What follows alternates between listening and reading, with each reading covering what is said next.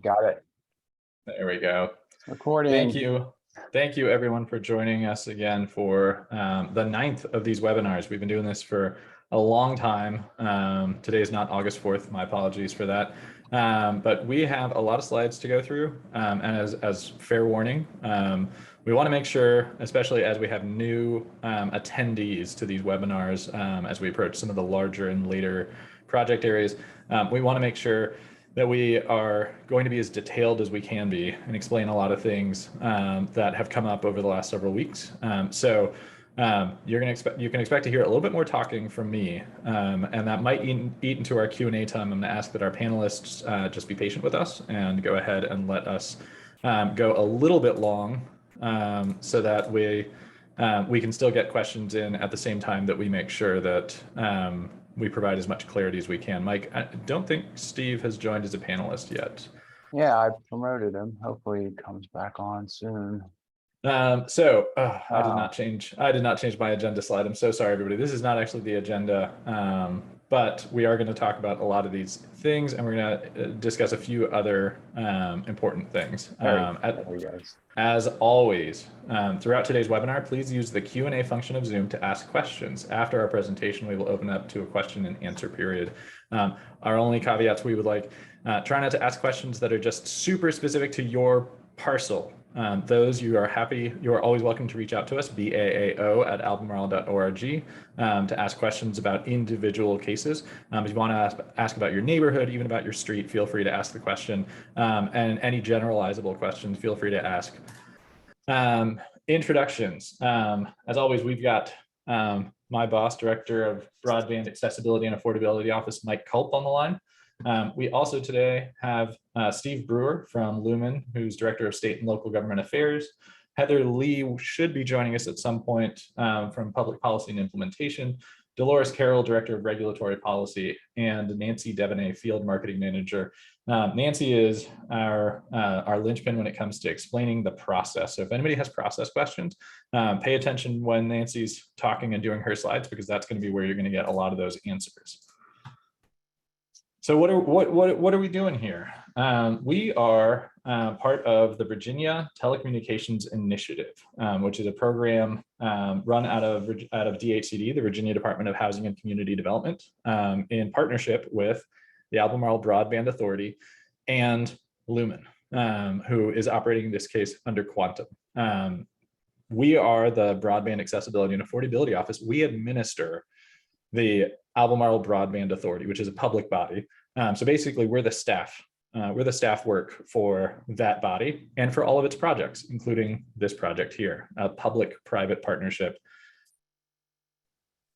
This project in particular has $2.3 million of state funding, and has 10 total project areas that involve over 1,600 new passings. A passing means that it is an addressable parcel, a place where broadband could be taken to. And we're going to stop for a minute and talk about what it means for us to administer this project. Some of it means just dealing with the paperwork and reporting. Some of it means preparing the application. We spent a lot of time putting together the application for this and other projects.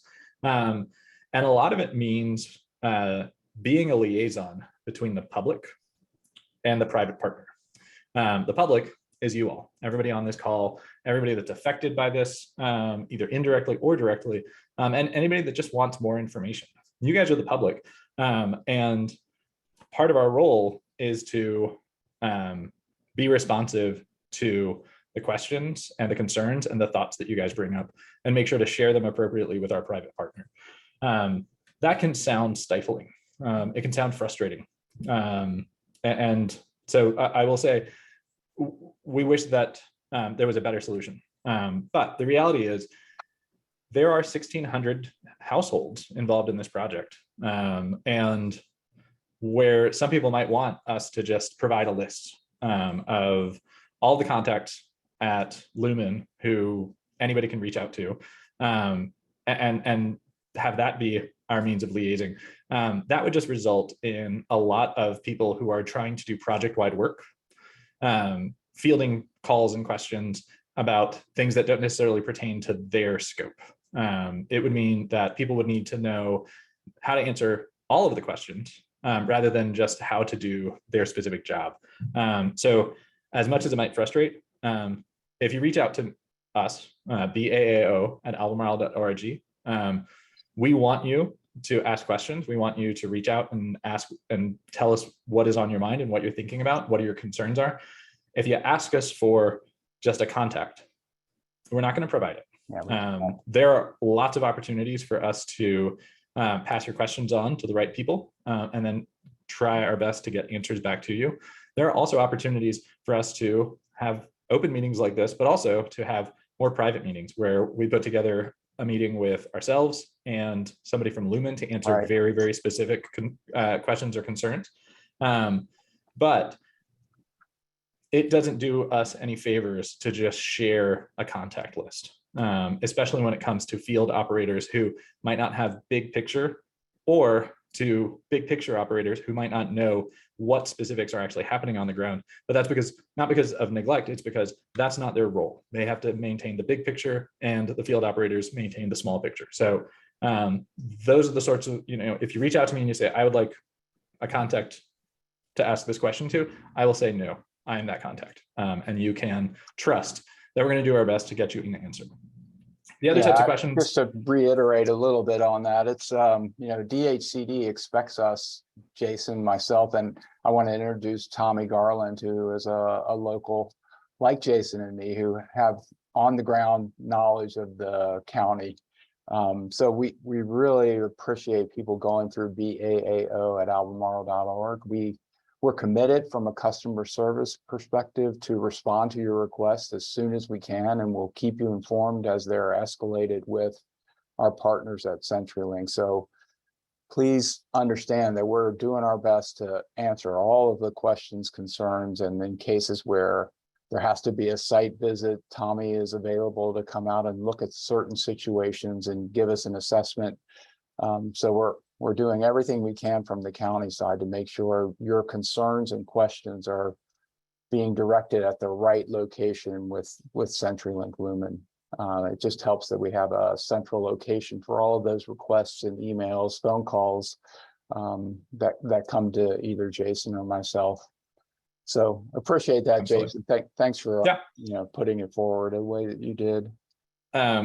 There are also questions that you're going to get a no to that might relate to what's known as business proprietary information. And again, it's important to note, we're not trying to hide anything.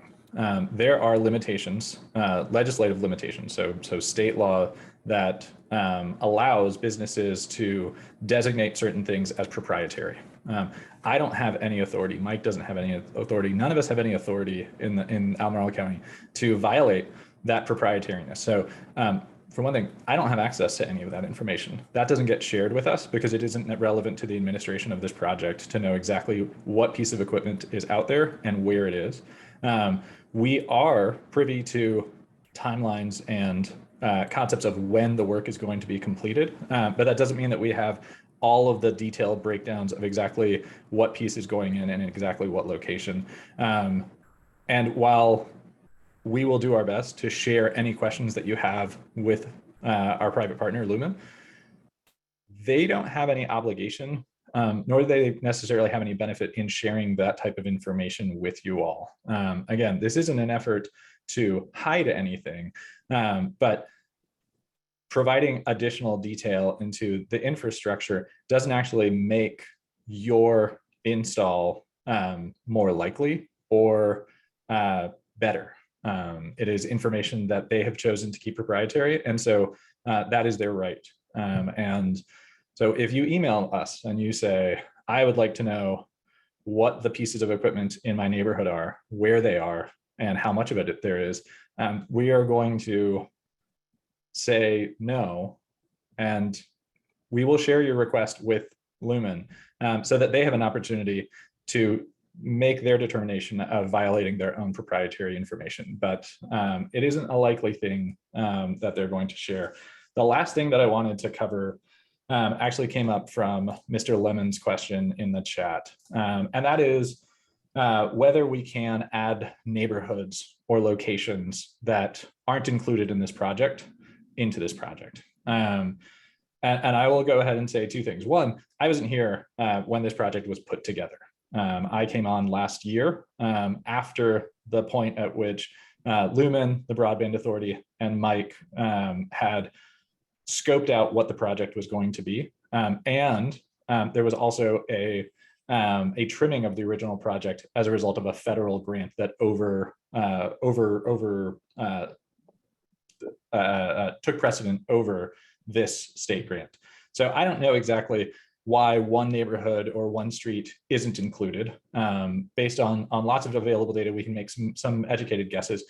But the contract between DHCD, the Broadband Authority, and Lumen is somewhat set in stone about what areas are going to be included in the funding for this project. So with that in mind, when we are being asked if there are areas that can be included, we are always happy to reach out to Lumen and check. Sometimes because of changes in the engineering design of the network, it's possible that one or two houses that previously would have fallen out of the project can actually be completed with the existing infrastructure that is being paid for through this grant.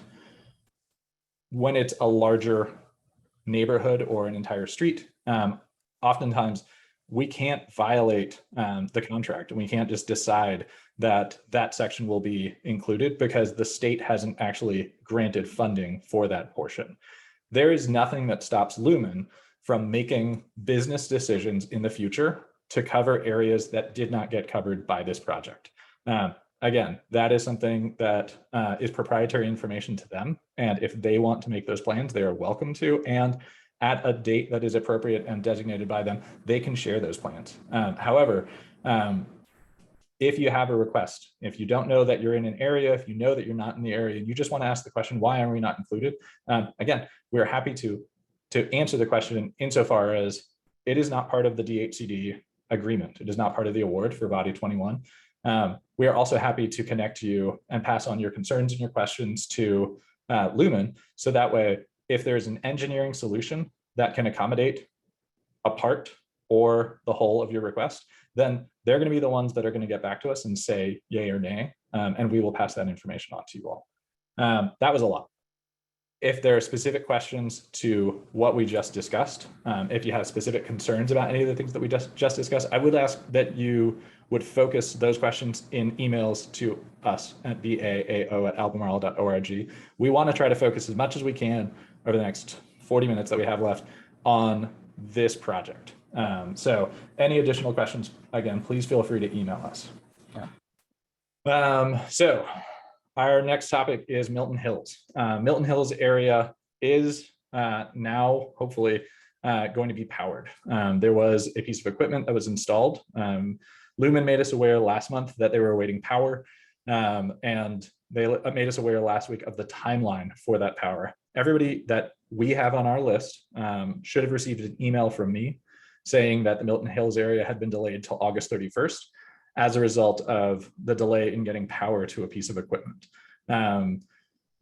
That work is continuing. And so Lumen believes they are on track to complete the project by August 31st. What does it mean that they complete the project by August 31st? That is when residents in that project area are able to order service.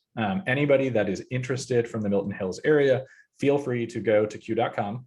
You can do it while you're on this call and submit your address. It will likely come up as not available, but there will be an option, and I don't want to step on your toes, Nancy. There will be an option for submitting your email address, so that way you could be notified when it launches. It might launch early. That's up to Lumen to figure out whether they can get things launched early. But the important thing is the date that you should be able to sign up is this date. And if you want to be notified, I will send out an email notifying everybody that your area has launched. But Lumen will also, if you provide them your information. The Taylor's Gap, Rosemont, Murray area, previously the Box Holly area, they have been divided, and we announced this last month, into 3 different tranches. That's the Taylor's Gap tranche, the Rosemont tranche, and then the Murray tranche. And the dates as you see them, August 19th is rapidly coming up, September 9th and September 30th. Rosemont, you've all reached out to us, and we know there are crews working in your area, and that is great. And we're going to talk more about that in a minute. But just know, when you're thinking about when you can sign up, those are the dates. August 19th, people in the Taylor's Gap area, you should be able to sign up. Rosemont 9/9 and Murray 9/30. We are awaiting a map from Lumen that they will share with us that will break down who is in which area. That is a really, really important tool for us. So that way we can break down our notifications to people in those project area tranches. But that's also obviously a great tool for you all, just to know which of those dates, if you're on the fence, if you're on the border, if you're one of the neighborhoods that's actually in between these neighborhoods, they will let you know, that map will let you know which project area you're actually in. We are eagerly awaiting it. They can't share it with us until they know it's right. So that is one of the reasons that it's delayed, and we will ask about it and we will talk about it later in the call. So there was a lot of you, including people in older project areas, who experienced missed installations. Everyone has seen this slide. We're going to see it again. We're actually going to see it multiple times this meeting. And the issue kind of sprung up on us by surprise, first with Gilbert Station, where a number of people placed their orders and then their installation dates came and went. It reappeared a couple of times since then. And so I want to review, and Nancy's going to do it again too, the 3 parts of your installation. Over here, you've got the number 1, that's the pre-work. And the key thing to pull from that bullet there is buried site check. What that means is that somebody actually has to come to your parcel, to your property, look at the infrastructure that's installed, and then make a determination of what the path is going to be from that, the node, it's known as a GPON, to your house. And that check has to come before the fiber drop happens. Fiber drop is number 2 on the screen. And that fiber drop should happen before number 3, which is when the actual installation into your home of fiber and the equipment happens.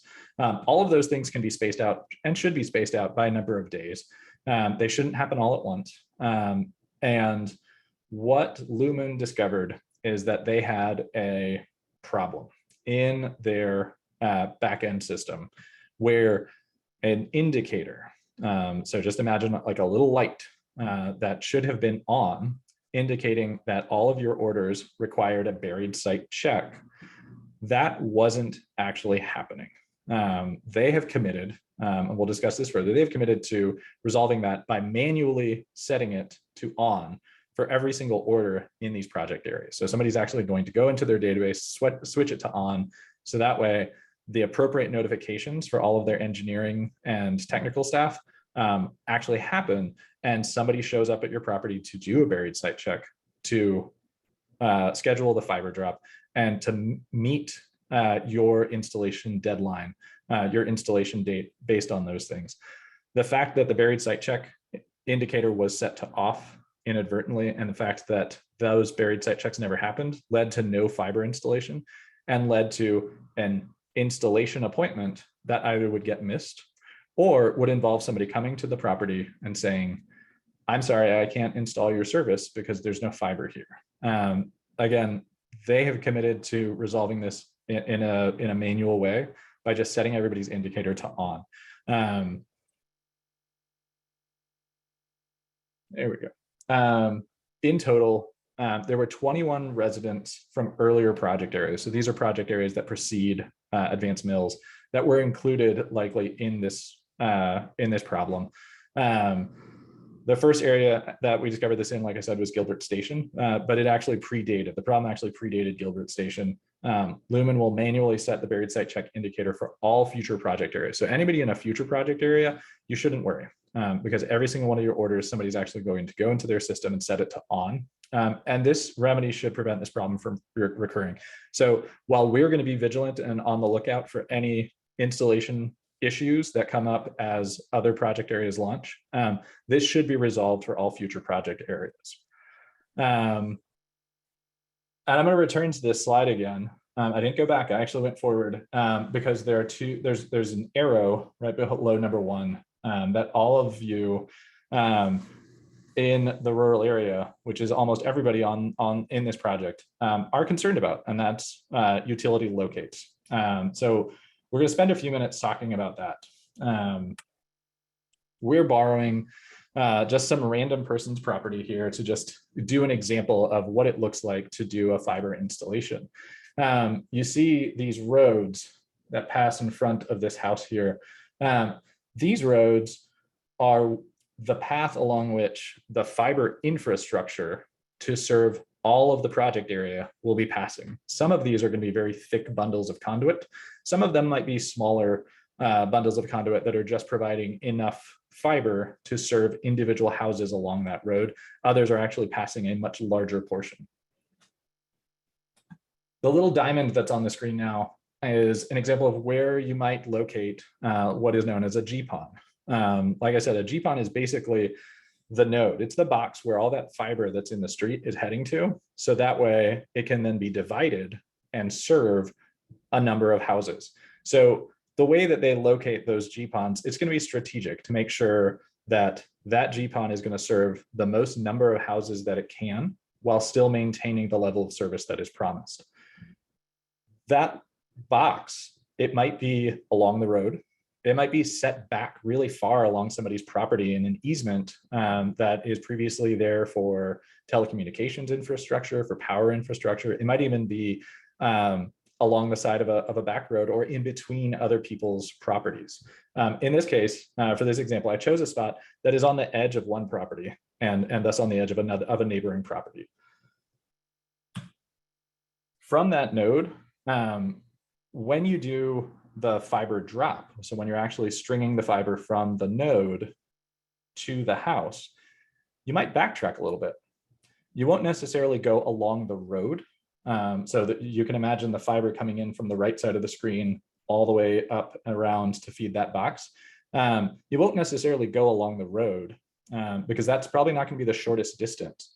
It might not even be the easiest distance. It might be, but most likely you're going to choose a path that is going to be easy to trench and bore, and then cut under any driveways. So to answer a number of questions, and we will verify this with Lumen on the call later.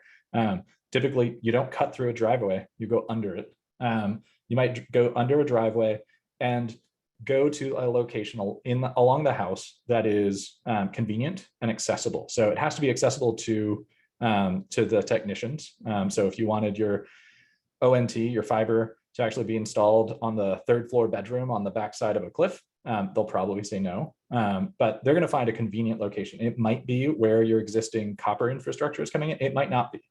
So there's flexibility there. And the reason I bring up that flexibility is, what if the node is actually not on that side? What if it's on a spot in between these two roads where the node can now service not just houses along this curvy road, but also houses behind the node, below the frame of the picture?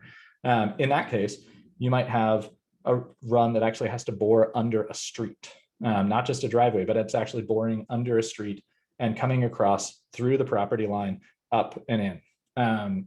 Those are all reasonable cases for where a GPON might be located and where a fiber drop might occur. I could have also drawn one in this field in the woods back there. If there was a road passing through there, there could be a GPON that gets located just kind of in the woods. And then from there, drops get run in more of a star fashion. All of those are realistic. And so when we're talking about locating our private utilities, it's important to note that in the rural area, we're talking about parcels that are generally larger than a half an acre.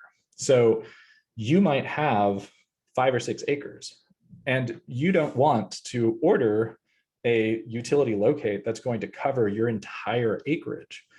You might not even want a utility locate that's going to cover all of the area around your house, because the fiber is not coming around your house, it is coming from a direction. So when the buried site check happens, they can talk to you. We can communicate. Lumen can communicate with you some information about how the fiber is going to approach, where the fiber drop is going to happen, and you can actually schedule your private utility locates to focus on those areas where that is going to happen. So that's one thing to note. The other thing to note is, when are you going to do your locates? That's a question we get a lot. when there was confusion about these installations and what that installation date meant, when we were dealing with missed installation dates and confusion about when a fiber drop was going to happen, it was hard for us to recommend a time to mark your private utilities. And what we were generally recommending is, if you see 811 walking around on your property, you might consider calling your private utility markings. We're going to revise that a little bit, because what we know now is that you should get a buried site check. There should be some plan for what direction the fiber is going to be coming. And hopefully there's going to be a convenient way for Lumen to be able to share that information. And they should also be able to share some information about timeline. So we should be able to narrow down on your individual basis when to get your utilities marked. However, it will always be after you have ordered your service, which means if you are in the Rosemont area, you shouldn't be calling to have somebody schedule your utility marking right now, because your service isn't going to launch until September 9th. And it could be a number of weeks after that before your fiber drop gets placed, which means in the next couple of months, your utility markings might get rained off. You might mow and trim right over them. So our recommendation is you wait until after the buried site check. One of the other things that we have been talking about is who is going to do these private utility markings. We do have a small list, and we're hoping to expand that list of individual contractors who are willing to do these private utility markings in the area. That is something that 811 can provide recommendations for. However, 811 does not necessarily provide that list, and they don't necessarily know the scope and scale of the markings you're requesting. And so they don't necessarily know which particular contract would be best suited. That's work that we're trying to do to identify contractors that are going to be a good fit for these projects. So with that in mind, we have reached out to a number of them, spoken to them about different solutions that we can arrange for this. And this is the best recommendation that we have so far, which is that if there is a HOA present, or if residents in an area along a road can coordinate outside of a HOA, they can coordinate the locate. And what that means is, if you're in an area that is about to launch, has launched, if you want to work together to coordinate to your houses, then you can reach out to us. We will share with you the contact information of a contractor that works for a larger firm who can work to prepare a single contract that will actually serve your area. One of the reasons that that's important is it's more cost effective. So ideally, you would be able to split the time that you contract for. Some people have noticed that there's a minimum of 2 hours. Well, if in that 2 hours, 4 or 5 houses can be taken care of, then that 2 hours gets split up between those 4 or 5 houses, and additional hours again can be split up amongst people based on the amount of time that gets spent on each parcel. So this is something that we want to move forward on, and we're happy to have HOAs reach out to us to work on scheduling that. For those of you who are just working individually, reach out to us. Again, you can call 811 and get recommendations. You can also reach out to us. We will provide some recommendations if there's an existing contract, or if there's a contract that gets prepared. Hopefully they'll be able to fold you into that if it's in your area. Otherwise, you'll still be able to contract with a private utility marker, but we still want to emphasize that you don't want your entire parcel, you don't want your entire property marked. You want the area where the fiber is going to be provided. You want that area to be marked. Yeah, and as a reminder, you want to schedule these locates after the buried site check. If you're working on a contract, obviously reach out beforehand to the contractor, reach out to us beforehand so that you can put together the contract. But then in terms of scheduling when somebody comes out, you can schedule it after the buried site check. So that way you have an idea of where that fiber is coming from. That was a lot. We are always happy to answer questions related to any of what we've just discussed, either during this call, but also afterwards. So if we don't get to your question today, baao@albemarle.org. And now I'm going to throw it over to Steve correct anything that I said just now that might not be right on point. Good afternoon. No, Jason, you have done a fantastic job in explaining all the materials today, and thank you for having us. As Jason mentioned, my name is Steve Brewer. I'm Director of Governmental Affairs for Lumen. As we sit today, in just a few short weeks, we are going to be making the jump to Brightspeed. Very excited about that. Also with me, we do have Heather Lee. Heather had to dial in, Jason. All right. So don't know that she is able to be a presenter today, but also have Dolores Carroll and Nancy Devaney. Nancy will be going through a number of these slides with us all here in just a few minutes. Awesome. Thank you, Steve. And so with that, Nancy, I will move on to your next slide and we can get started. Okay. So, I think we've covered a lot of this. What the project is, that we are, excuse me, we are rolling out, Quantum Fiber Internet, which is a brand that Century, or actually Lumen, our parent company, owns right now. And the work schedule, that's the slide that you're showing right now, has, I think, been shared before. Everybody knows that the 2022 calendar year installation dates, have kind of changed. They are fluid, as with any construction project. We do run into issues getting equipment or getting the work completed because of weather or other issues. So we are still moving toward the dates that you see on there. We've updated that again. I believe we've updated that every time that we've had a meeting. So and the next slide. Hey, hang on one second. Regarding the maps, I do have maps for you for Taylor's Gap, Rosemont, and Murray. We will be sharing those with you. I've just actually gotten my hands on them this morning, going over review, so we'll get them to you this afternoon or first thing Monday, hopefully this afternoon, but that will identify the roads that are specific to those particular projects. Again, Taylor's Gap, Rosemont, and Murray. Awesome. Thank you, Steve. So this map is really a very high level map of the estimated launch dates and the build area. As Steve said, more maps will be coming. So I'll walk you through the ordering process for fiber internet. But first, I want to talk about some of the benefits of fiber internet. So fiber optic internet uses light. It's pulsing through special glass cables to move information at nearly the speed of light.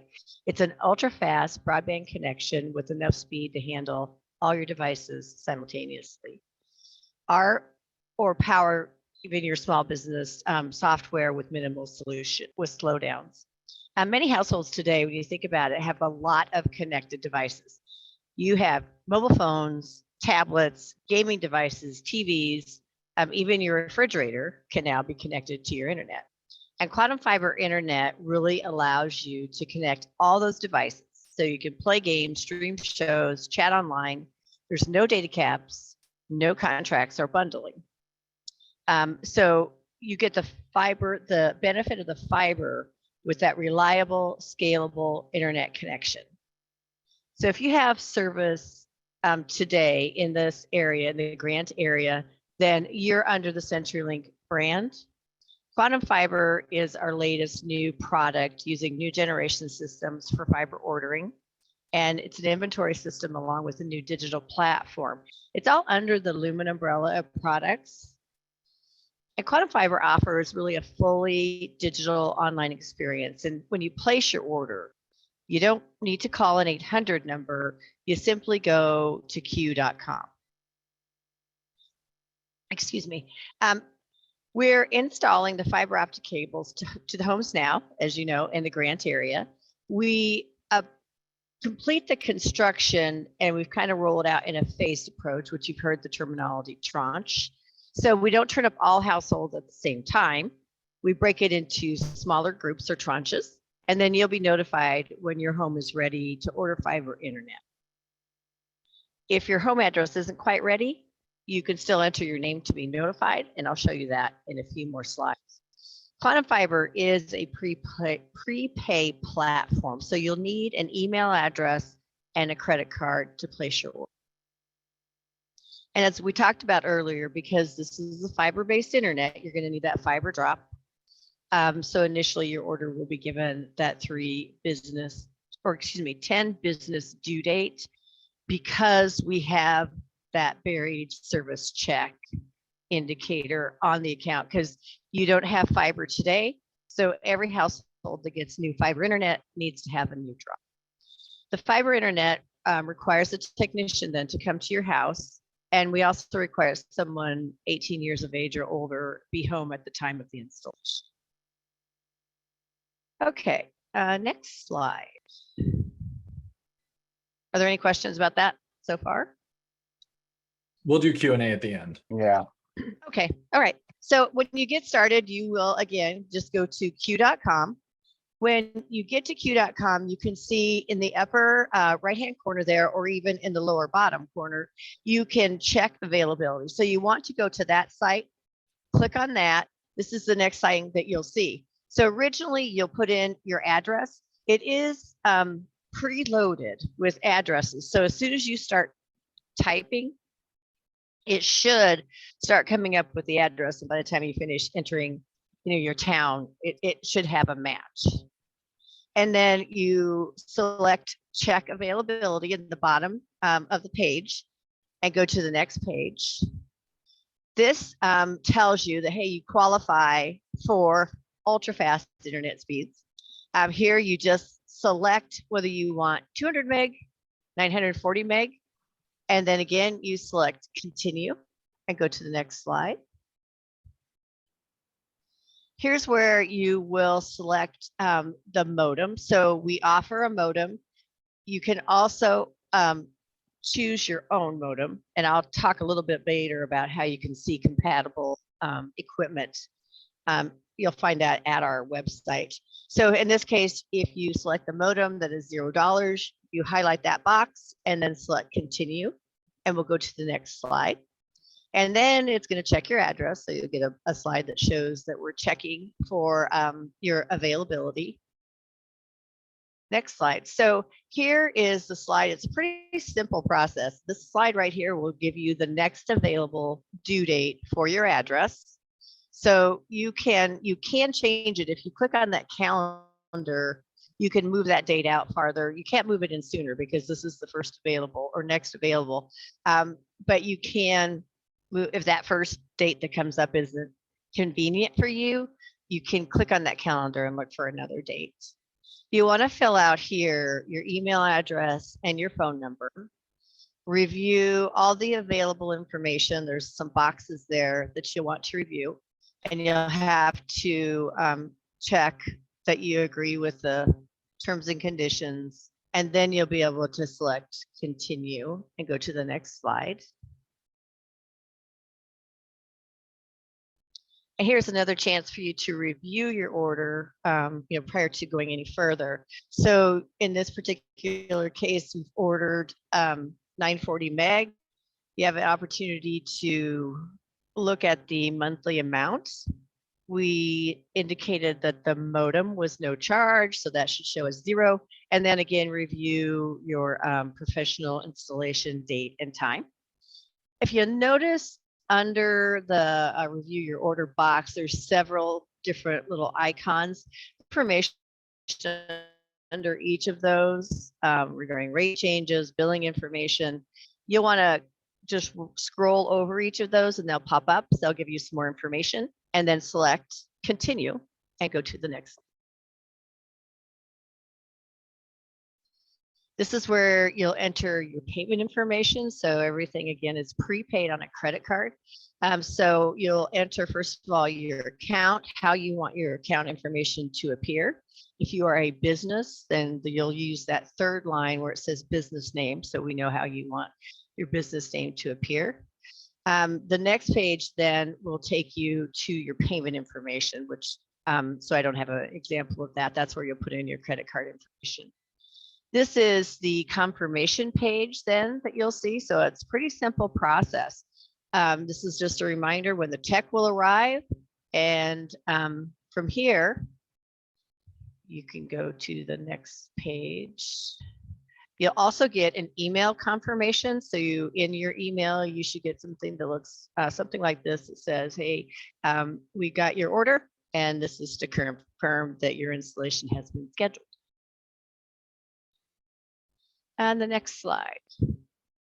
So if you're an existing customer today, it will be a little bit different because you, at the very beginning, when you put in your address, you'll notice that underneath that box or underneath that square, there is, it's not very big, but it does say, are you currently a CenturyLink customer? So if you're an existing customer, whether you have internet with us or just voice or voice and internet, you want to select yes, and you'll go a little bit different path. So you'll select yes there, and then you'll click on that, click to chat, and an agent will actually send you further instructions. So they'll send you an email and it'll have a link in there, and that's how you'll go in and make the changes to your account. So it'll be a little bit different for existing customers. Next page. If you get this screen that says we're not available at your address yet, then you can put in you can select notify me over here on the left side of the screen. So just verify that's your address, click on notify me, go to the next screen, enter your contact information, and then you'll select the stay up to date button at the bottom and go to the next screen. I think I might have this. You'll hit that, and then you'll get this confirmation that says, hey, you're on our list. When we have Quantum Fiber internet available at your address, then you'll get notification from us. So next screen. If you want connected voice, so voice option is not available when you first order your fiber internet. What happens is we have to install the internet, and then we'll come back and you can request voice. So after your internet is installed, you can just go right back to q.com and look under our our products page, and then look for connected voice. Click on the button in blue there that says start now, and you'll be able to go in and actually place a request for connected voice service. The voice is a little bit different, so that's why it's a separate product under Quantum Fiber. Next page. There's also information in here about all of our products. You know, there's across the top, if you look at that home, there's a home page. Obviously, there's a my payments, my account. You'll want to set up your account, which is an online mobile. Also, you can go to any app store for Android or iPhone, and you'll be able to download an app. You can also schedule if you have an appointment there, if you have service and support questions. So if you scroll forward, so this is the screen when you're adding voice. But there are a variety of frequently asked questions. So if you have any questions about, again, what to expect with Quantum Fiber, this type of information is available on our website. If you scroll forward, there's also information about, here's the equipment and modems that I talked about. So if you're interested in using so if you look like the third line down on the left side of it, can I use my own modem? Can I use my own router?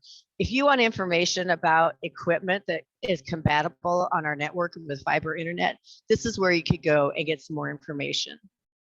If you have a house that you're having trouble getting a signal from one side of the house to the other, there are Wi-Fi extenders. There's some information on here about that. So these support pages provide a lot of information. This talks about the equipment that we provide, that we have available, but again, there was another page that talked about other equipment that you could use and that would be compatible. That's my presentation. We can go into Q&A. Awesome. Thank you, Nancy. I'm going to go ahead and actually bring us to one of the slides regarding fiber drops. And we have a number of questions in the chat. We've answered a number of them by text. And I'm actually going to start, though, with some questions that have been coming in before the meeting by email by people that weren't going to be able to be here. Some of them are very general, and some of them are a little bit more specific to the property. So if you listen to this recording later and you hear that we asked your question, but then we didn't get into the specifics about your property, again, we try to keep these questions generalizable. So one question that keeps coming up is, how deep will the digging and boring be? If we go not to the slide, the next slide, the answer that we've received so far to this question is that the fiber drop going to your residential home, so not the one out in the street, but the one that's actually going from the streets to your home, will be at about 12 inches. Steve, is that still the case for all of these drops? Yeah, by and large, that is indeed true. Jason, you know, at that depth, it allows for the piece of fiber to be protected. For example, you know, your routine lawn maintenance or aeration, certainly a 12-inch is protected, but it also, in most instances, does not get deep enough to damage other facilities that you may have running through your yard. So by and large, yes, the 12-inch depth is where we do bury the drops. Another question that's come up a few times in the last several days is whether you guys do everything in a trenching or boring fashion, especially when it comes to driveways. A lot of these houses have long driveways that might sweep across the landscape. And so is there ever an occasion where you guys would actually trench through the driveway, or would you always either avoid the driveway or go under the driveway? Ideally, we would avoid driveways altogether. Otherwise, we would indeed go under the driveway. There's not a situation that I'm aware of where we would actually trench through a driveway. We would just simply avoid that at all costs. And like I said, ideally, we would like to find ourselves in a situation where we can select a path where the driveway is not impacted in any way, shape, or form. A lot of people have, again, questions about not just utility markings, those private utility markings, but also questions regarding things like a septic field, but also infrastructure questions like specific locations that they might want their box to be, their fiber to be fed into, or infrastructure internal to the house. So maybe they've got a networking room where they've got lots of Ethernet spread all the way throughout the house, and they want to make sure that the fiber component comes in. We've seen this question before, and at the risk, again, given that we're approaching the largest project areas, at the risk of making ourselves a lot of work, at the time that you schedule your appointment, if you have very particular concerns about where things are going to be coming, feel free to reach out to us.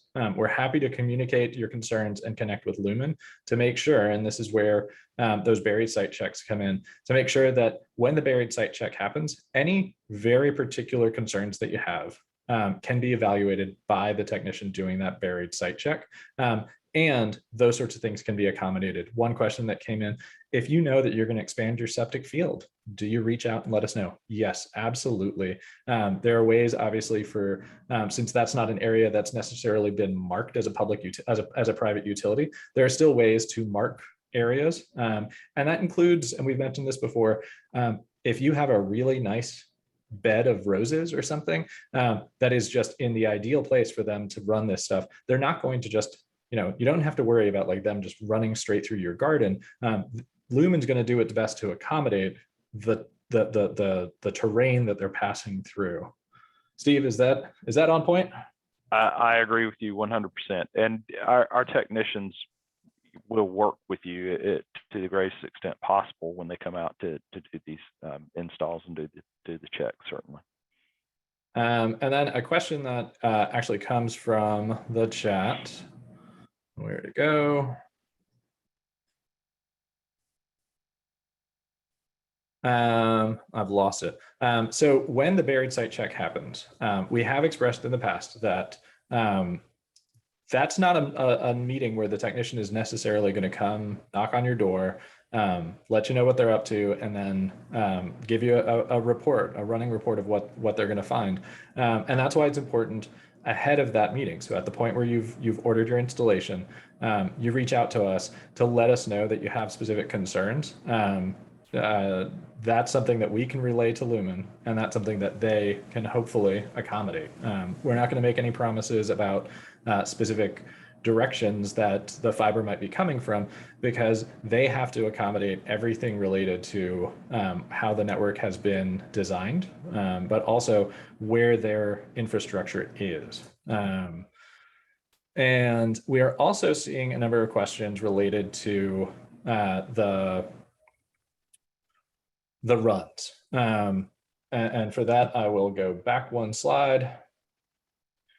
Are there extra charges to install the fiber drop to my home? As we've previously discussed, on paper, there is a maximum run for your fiber drop of 650 feet. That 650 feet is not just from somewhere along the road. It is from that node, the GPON that we've talked about. And that run should accommodate most houses, most properties. However, there are going to be a lot of properties where it doesn't accommodate. And on paper, there is a charge for that. I believe, Steve, correct me, I believe it's $1.55. You guys have updated this slide to reflect absorbing the first $1,500 of these charges.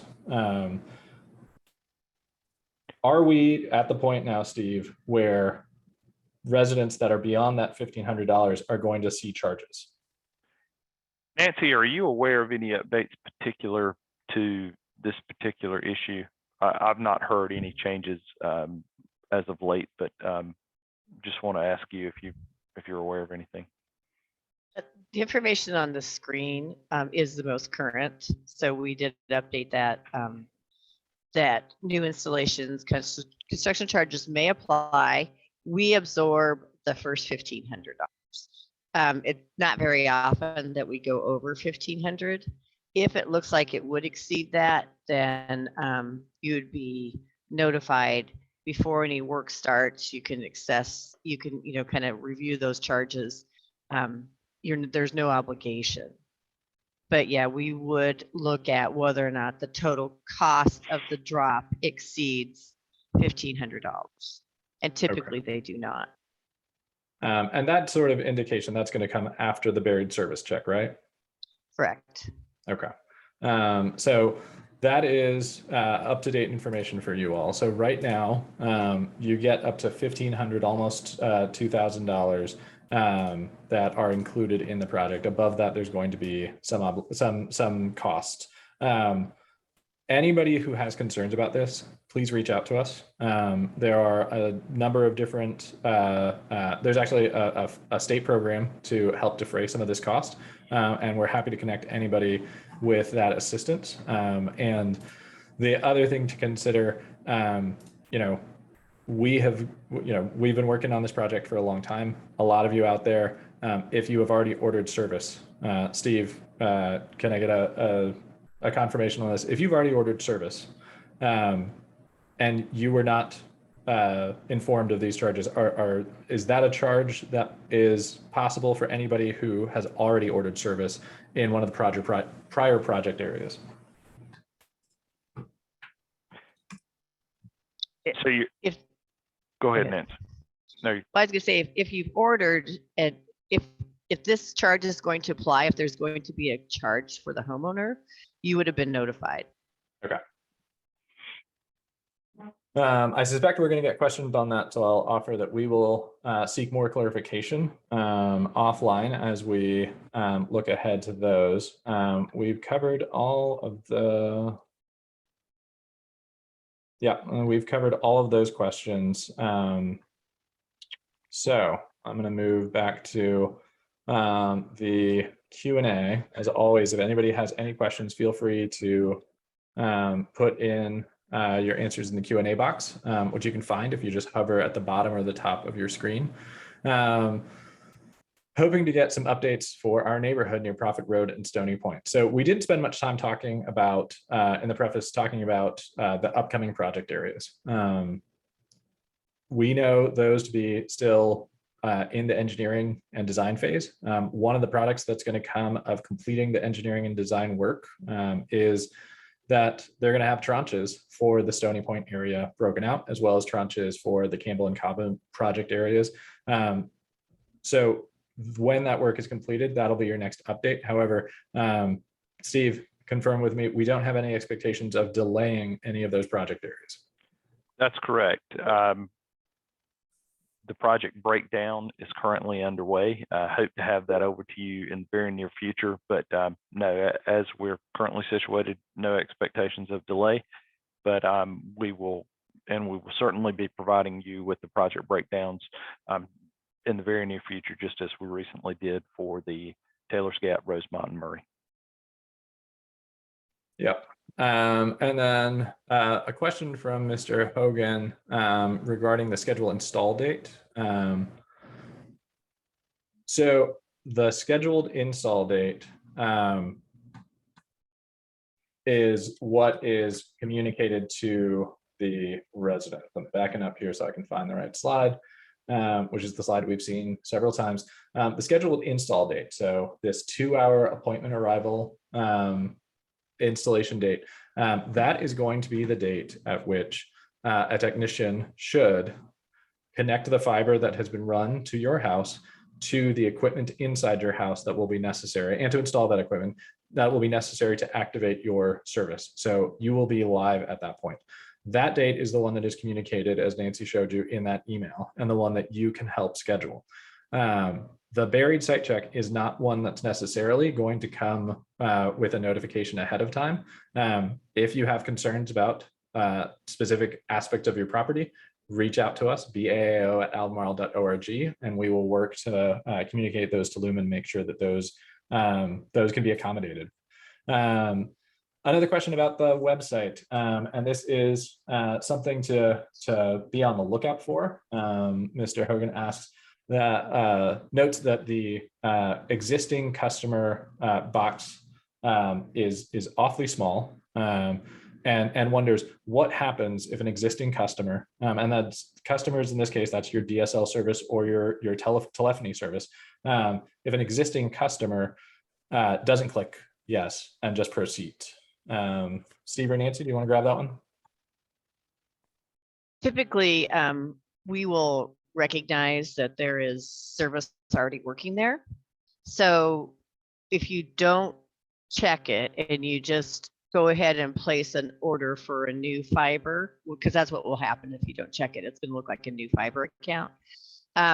We will see that there's already existing working service at that address, and it will be, you'll be contacted to take care of the DSL or, the service, the old copper service. Yes. Okay. And with that, a question from Ms. Rowland. Do you have to cancel your DSS contract separately, or is it automatically switched over? Yeah, if you do that checkbox that you're a CenturyLink customer and then you click to chat with one of our agents, that will take care of disconnecting your DSL on copper. That's why we ask that you do it that way, because we'll know right away then that you're switching from copper DSL to fiber internet. So that's a really helpful one. That's the sort of question that we're going to put a star on, and we're going to go ahead and put that on our FAQ page, which you can find on our website, which we will share in a follow-up email, as well as add to the slides, because it's a question that we didn't have an answer to before, which is what's the process for getting everything switched over? And it sounds like the process through Q.com is if you have DSL service, you click yes on are you currently a CenturyLink customer, you chat with one of their agents, and they will walk through transitioning you to Quantum Fiber and ending your DSL contract. So thank you for that. That was really an excellent question. And along the same lines, a question from Mr. Friedman: does voice service replace my current telephone? If you go back in and select voice service with Quantum Fiber, then yes, that would replace your copper telephone line. It would replace the line. You would still be able to, what we could do is keep that phone number. So you'd keep the phone number, but it would replace your telephone that's on the copper. Right. And so that's going to be part of the process that's going to follow with your transition after you've gotten your fiber service, and then you subsequently order your voice service. Then would you go through a similar process to transition that telephone line? Yeah, our team would coordinate that for you. Great. Follow on, and I will capture this one actually. When you've got, if you've got DSL service, you've got a little box, probably says Zixel somewhere on the back, and it says CenturyLink somewhere else. And you've got a telephone line running to it. That telephone line then becomes an Ethernet port that you get internet from, or Wi-Fi. That is not a piece of equipment that's going to get used in your fiber network. Now, if you have your own router, as long as it is fully functioning and has an active WAP port, I'm sorry, a WAN port, a WAN port, then you will be able to connect the ONT, which is a different device that is actually going to convert the fiber connection, the little strand of glass, into an Ethernet port for you. You'll connect your ONT to your modem if you've got your own modem and your own router. I'm sorry, to your own router, your own Wi-Fi access points. You'll be able to connect it from the ONT to that. In the event that you don't order, as they listed, a modem from them. The modem that they offer you, if you select that choice, that's going to come with Wi-Fi as well as it'll serve as your router and additional Ethernet ports to expand your network as necessary. So if you have a CenturyLink modem connected to your telephone line that converts it into your internet, that will not be a piece of equipment that'll be used. But if you have your own router, your own networking equipment, as long as it's got an Ethernet port with an active WAN port, then you'll be good to go. Another question about DSL. What if I do not wish to cancel DSL immediately? Is that an option? It is an option for the time being. I can't say that the copper DSL will remain available indefinitely, but if you want to use both simultaneously, you will get billed both. But yeah, that is an option. You'll be notified when the copper facilities are not going to be available. And copper infrastructure, this is really talking mainly for our office in our role as resident advocates. Copper infrastructure for us is very important. We view it as a means of accessing public safety. So whether you want to use it for your DSL or not, the fact that those copper lines provide a connection that somebody can pick up a phone, dial 911 and have access to emergency services, we take that very, very seriously. And so with that in mind, whenever there's a notification, an action, a consideration of retiring the copper infrastructure in Albemarle County, know that we will be aware and that we will do all that we can to do outreach to make sure that everybody's aware, and whatever we need to do to make sure that anybody that needs access to emergency services still has it after that, after the copper infrastructure has been retired. And that's just something that, we take it very, very seriously. It's one of our primary objectives, is make sure people are able to access emergency services in the county. One last question. If we are current CenturyLink customers with landlines and internet, how will billing change? Once connected, will we stop receiving bills from CenturyLink and only receive bills from Quantum Fiber? Yes.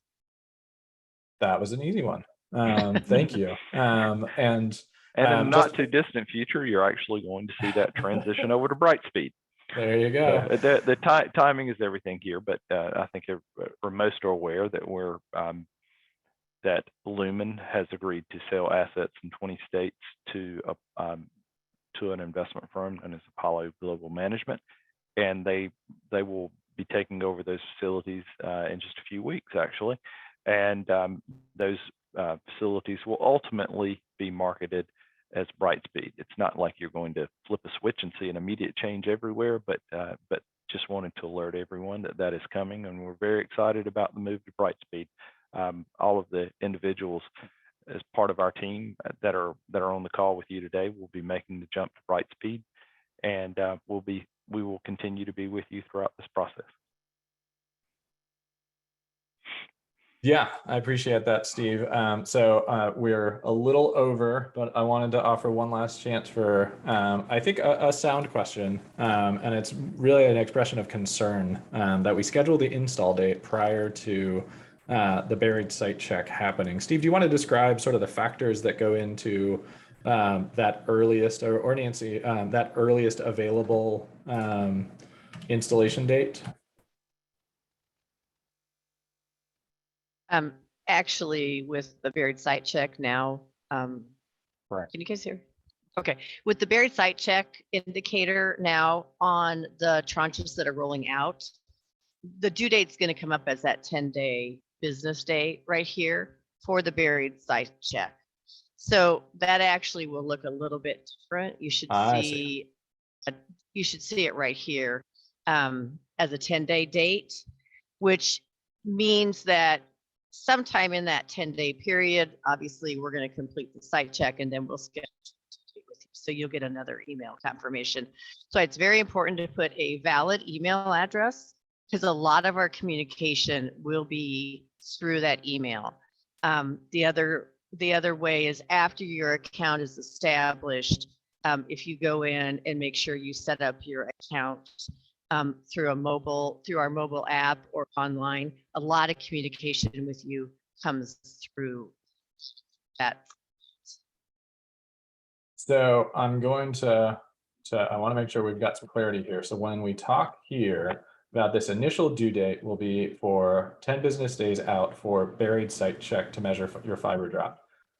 This number here, the earliest that it will show you is going to be that 10 business days in which somebody will come and do a buried site check and put in the order to schedule your fiber drop and your installation. And those subsequent dates, the installation in particular, will be communicated by email. Typically, yes. So what will happen is the buried site check, when it's complete, it will cause your order to flow then to the next stage, which someone will either call you or send you an email to schedule. Awesome. Okay. So that is a little bit of a change, and I'm sorry that we didn't catch that beforehand. So everybody on the call, we will put this into a follow-up email to set expectations, but it sounds like the expectation is that when you get to this screen, the date that it's going to show you is going to be about 10 business days out, and you will expect that somewhere in that time frame, in that window, a buried site check will happen, and somebody will reach out to you by email or telephone to actually schedule your installation. So a little bit of a change. Again, we will update our FAQ and our slides to reflect that, but it's something that we definitely want to make sure is clear for everybody, so that way there are no surprises. So a question for us about whether we get the box holly this afternoon and how soon we will make those available to the public. As soon as we feel comfortable sharing them with the people in the box holly project area, we will email them out. So that way people can take a look. We might not post it on the public website, just so that way people don't complain about having maps of their address on the screen. But if it's something that we feel comfortable with, maybe there aren't addresses on it, then we will go ahead and make it available publicly. But anybody that's in our email list and in the box holly area, you will get it by email as soon as we have had a chance to take a look at it. And then a question that's generalizable but not relevant, Mr. Lemon, about the copper infrastructure being retired. That is something that is a little off topic, so we're gonna dismiss, but we appreciate, and you are always welcome to reach out to us at baao@albemarle.org and discuss this and any other issues. And so with that, we are 11 minutes over. I want to thank all of our panelists, Dolores, Nancy, Steve, and Heather. And I also want to thank everybody who came on the call. we are moving, as we said, into the largest project areas. So we're going to expect that there are going to be a lot of people that are going to want to attend these webinars. We hope that there are going to be a lot of people that are going to attend these webinars. If you are on a HOA list, forward our invitations to the HOA. Let everybody know in your community that these are going on. So that way people can attend, they can get their answers, and they can ask questions that might not have been asked, as so many of the questions today haven't been asked before. So thank you again.